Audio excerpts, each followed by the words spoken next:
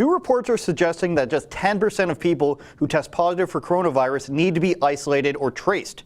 According to the New York Times, which you may recognize as not a very conservative outlet, has published a report that is very damaging to the mainstream lockdown, everybody run for your lives, get out of my restaurant narrative.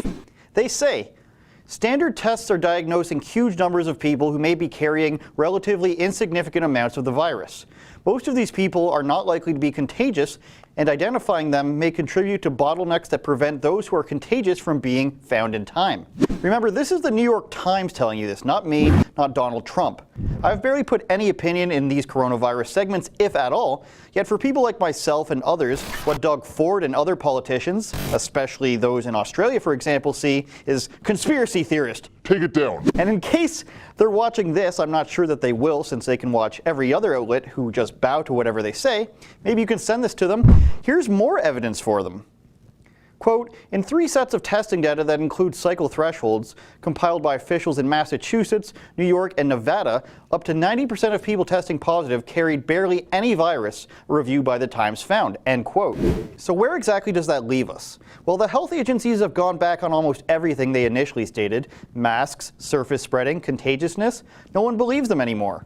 For example, you might hear something along the lines of, well, they just didn't want a mask shortage, which is actually an excuse because it means the same as they're liars.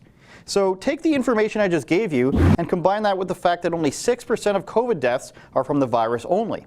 Take that and think about the current restrictions where you live. Are they reasonable? Do you require more information about it to make these decisions? Well, here's some more. From CNN, you might recognize them as another Democrat support system. They say, the CDC, quote, has changed its COVID-19 testing guidelines to say some people without symptoms may not need to be tested, even if they've been in close contact with someone known to have the virus. Of course, as you might predict, further down, CNN says the following.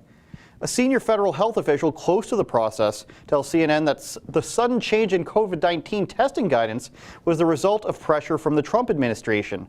When asked by CNN whether the CDC was responding to pressure from the White House and the Department of Health and Human Services, the senior official said it's coming from the top down. So basically, CNN is asking itself a question so they can get the answer that they desire. Are you following this closely now? Because when Dr. Fauci says masks don't work, the response is no, he's lying. And when he says you must wear a mask while watching a baseball game with the mask around his chin, he's telling the truth now. When the CDC says test everyone, yes, very true. Now, if you have no symptoms, you don't need to be tested. Liars, this is Trump's fault. Whatever advice results in siphoning tax dollars and keeping small businesses closed is approved by the media. If anything counters that narrative, excuse me, I'd like to hear another source on that, please. There has never been any evidence that masks or lockdowns, or social distancing for that matter, actually slow the spread of the virus. It's just assumed. Droplets and spits, they say. Put your mask on and shut up. Yes, that's actually a line from people like Derek Thompson of The Atlantic. They're actually saying this, they actually believe it. The self-proclaimed anti-authoritarian journalists do everything the authorities ask them to do. Not only is there a lack of evidence that masks stop the deadly viruses, there's even studies that state they're just a formality in surgery rooms, if you can believe it. A 2015 study from the Journal of the Royal Society of Medicine says, quote, overall there's a lack of substantial evidence to support claims that face masks protect either the surgeon or the patient from infectious contamination. More rigorous contemporary research is needed to make a definitive comment on the effectiveness of surgical face masks, end quote. If no one can prove that masks do anything in operating rooms with open wounds and body parts, and on the very labels of the mask boxes they say they don't protect against diseases, then what is this all for? Just placebos to ensure crazy people who want to yell at you in the grocery store feel good? This is not a valid reason to take away my rights, and people should speak up about it.